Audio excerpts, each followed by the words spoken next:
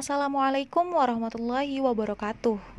Halo teman-teman, perkenalkan, kami dari kelompok 4 akan mempresentasikan hasil resum kami mengenai sebuah buku yang berjudul Negeri Lima Menara.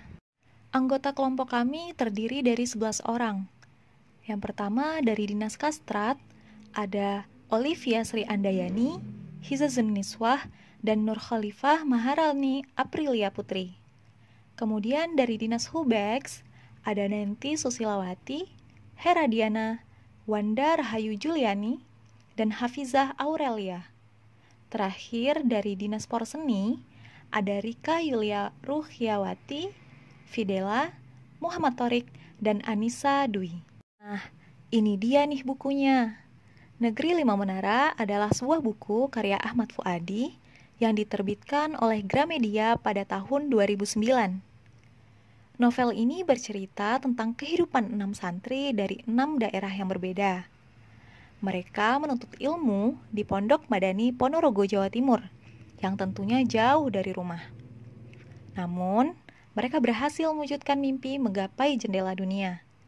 Yuk, langsung kenalan dengan tokoh-tokohnya. Tokoh utamanya bernama Alif Fikri Caniago, yang berasal dari Maninjau. Dan teman-teman Alif, yang pertama, Randai, yaitu teman sekolah Alif di Maninjau. Kemudian ada Raja Lubis dari Medan, ada Said Jufri dari Surabaya, ada Dul Majid dari Sumeneb, ada Atang dari Bandung, dan ada Baso Salahuddin dari Goa. Langsung kita bahas bukunya.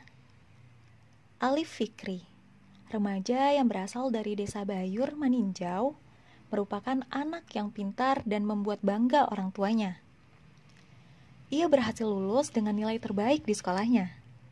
Pada saat itu, Alif sedang menuntut ilmu di sebuah sekolah agama di daerah Maninjau. Di sekolah tersebut, ia mempunyai seorang teman yang selalu menjadi saingannya dalam merebut prestasi di sekolah, yaitu Randai.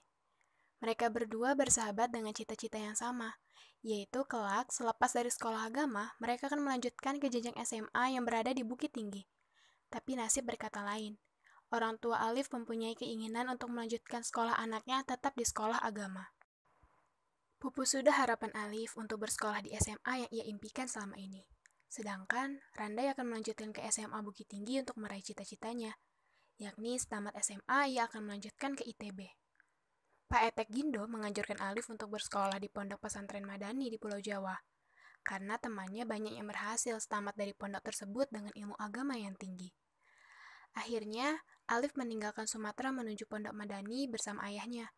Itu adalah hal pertama kalinya bagi Alif untuk memijakkan kaki di luar pulau Sumatera. Di hari pertama Alif di Pondok Madani, Alif bertemu dengan banyak teman yang berasal dari berbagai penjuru di Indonesia, yang akan menjadi sahabat Alif di pondok tersebut.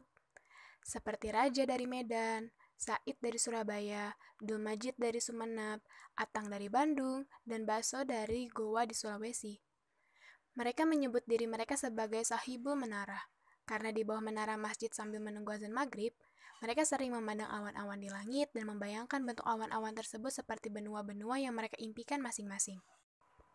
Alif merasakan bahwa Pondok Madani adalah suatu sekolah yang luar biasa dengan tingkat disiplin yang tinggi. Selain itu, di Pondok Madani terdapat guru-guru yang sangat luar biasa yang dapat membuka cakrawala muridnya. Seperti Ustadz Salman dengan kata-kata mutiara dari cuplikan kehidupan tokoh-tokoh di dunia serta pelajaran bahasa Arab. Ustadz Surur dengan sejarah dunianya. Ustadz Faris dengan pelajaran Al-Quran dan hadis. Ustadz Jamil dengan kaligrafinya. Ustadz Badil dan Ustadz Karim yang pernah menuntut ilmu di London dengan bahasa Inggrisnya yang membuat para santri Pondok Madani menjadi takjub. Serta masih banyak lagi guru-guru yang lain. Bahasa Arab dan bahasa Inggris adalah bahasa yang resmi di PM. Santri-santri baru seperti Sahibul Menara harus bisa menguasai kedua bahasa tersebut dengan segera. Mereka selalu dibombardir dengan kosakata baru setiap selesai subuh. Itu adalah salah satu metode PM guna untuk membuat para santri menjadi fasih dalam bahasa Inggris. Ternyata metode tersebut sangat berhasil. Pada suatu pagi, tiba-tiba Alif secara spontan langsung berbicara bahasa asing dan sangat fasih. Manjadda wajadda. Suara Kiai Rais sebagai pimpinan PM selalu menyemangati para santri agar memasang niat kuat, berusaha keras dan berdoa khusyuk. Kelak, lambat laun, apa yang diperjuangkan akan berhasil. Pada suatu hari, Alif sangat rindu pada keluarganya di kampung, terutama pada Amak. Ia bernostalgia dengan membayangkan ketika amaknya menjadi gurunya di SD. Amak adalah sosok yang keras hati dan sangat jujur. Ia pun mengirim surat pada amaknya bahwa PM benar-benar adalah sekolah yang luar biasa. Di Pondok Madani, terdapat wadah atau media bagi para santri untuk menyalurkan bakatnya. Seperti pada saat muhadaroh, yang mana Alif pernah berpidato dengan semangat yang menggebu di depan ribuan santri dan para ustadz. Ia berpidato dengan gaya Bung Karno, orator terbaik Indonesia. Selain itu, terdapat kegiatan luar kelas seperti jurnalistik, di mana Alif menjadi wartawan majalah kampus, teater, tahfiz Quran, English Club, sampai olahraga seperti silat dan sepak bola yang disenangi oleh Said, bahkan Kiai Rais dan para ustadz lainnya.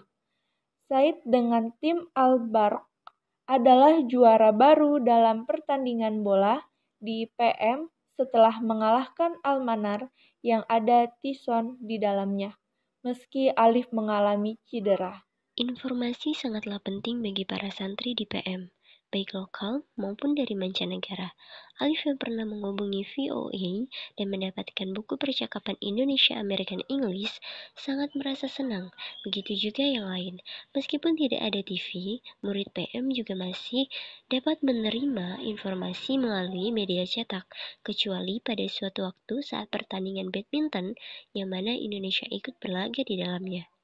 Suara riuh memenuhi ruangan saat itu. Ketika musim ujian datang, seluruh santri PM menyambutnya seperti sebuah festival akbar. Siswa PM sangat gigih pada saat tersebut hingga ujian selesai. Rapor dibagikan dan liburan dimulai. Baso dan Alif diajak ke rumah Atang di Bandung, setelah itu ke rumah Said di Surabaya hingga libur usai. Di awal sekolah, para santri dikejutkan dengan kepulangan Ustadz Khalid dari Mesir dan keluarganya. Beliau mempunyai seorang putri, yaitu Sarah. Secara diam-diam, para santri bersaing untuk berkenalan dan berfoto bersamanya. Dan Alif adalah orang yang paling beruntung. Tidak cuma itu, Alif juga mendapatkan kiriman rendang kapau dan wesel dari orang tuanya. Tidak terasa, kini Sahibul Menara telah naik kelas 6, kelas paling tinggi di Pondok Madani.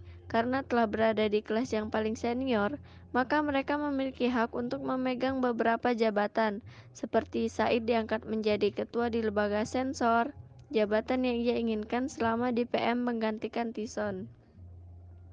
Raja diangkat menjadi anggota The Three Musketeers, adalah 3 orang penggerak bahasa pusat.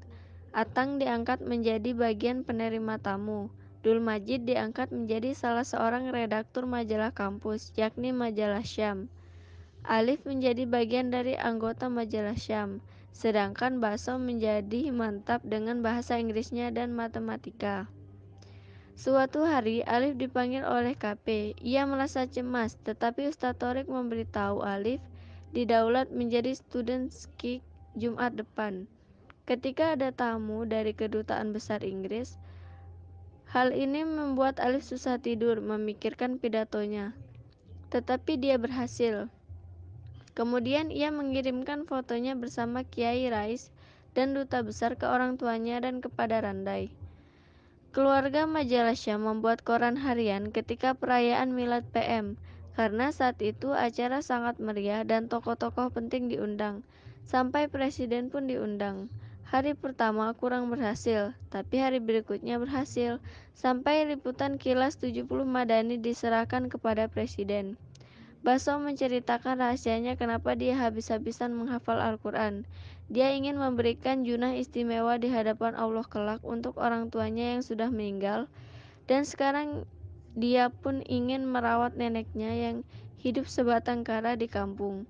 Setelah bercerita, akhirnya Baso mengambil keputusan untuk pulang ke kampungnya untuk menjaga neneknya, dan di sana dia bisa mengajar di sekolah sebagai guru bahasa Arab, dan dia bisa belajar menghafal Al-Quran di Tuanku Haji Guru Mukhlas La Maming, tokoh agama di Goa.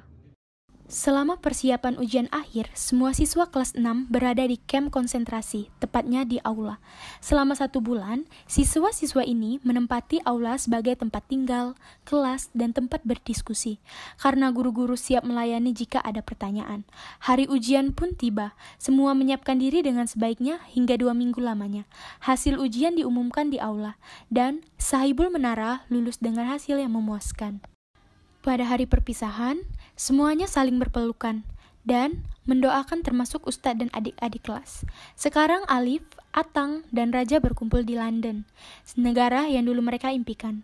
Sedangkan Baso kuliah di Madinah karena hafalan Al-Qur'annya, sehingga ia mendapatkan beasiswa kuliah di sana. Alhamdulillah, semuanya berhasil dan mencapai cita-citanya karena pertolongan Allah, dukungan orang tua, kerja keras guru-guru, serta pepatah Arab yang membuat mereka terkesima. Menjada wajada, siapa yang bersungguh-sungguh akan berhasil. Terima kasih. Wassalamualaikum warahmatullahi wabarakatuh.